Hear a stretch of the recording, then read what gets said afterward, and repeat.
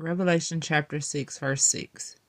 And I heard a voice in the midst of the four beasts say, A measure of wheat for a penny, and 3 measures of barley for a penny. And see thou hurt not the oil and the wine. I googled what is the meaning of Revelation chapter 6, verse 6.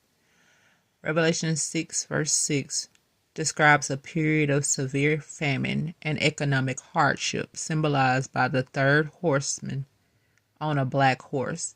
It signifies the basic foodstuffs like wheat and barley will be extremely scarce and expensive, with a single day's wages buying only enough to survive, while luxury items like oil and wine are to be spared from immediate damage.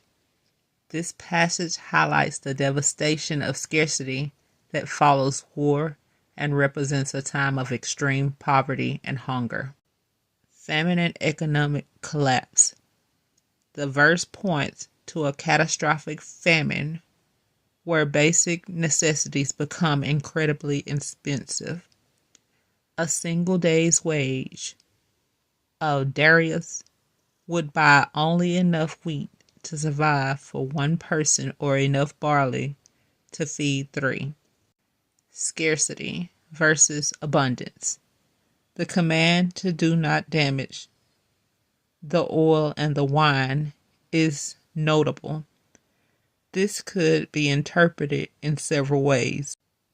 It might show that even in the midst of devastation, the famine is not total and some resources are being limited or protected.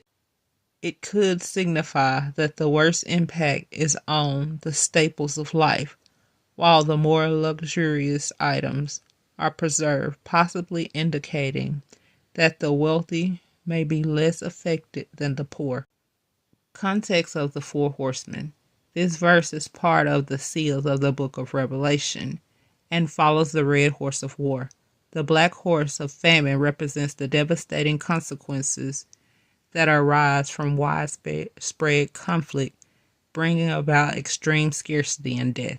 Symbolic meaning. The passage symbolizes a future period of great hardship and suffering caused by a breakdown of supply and demand. It serves as a warning about the consequences of societal collapse and a call to appreciate what is essential for life. Does this sound familiar? May the Lord add a blessing to the reading of Revelation chapter 6, verse 6, KJV.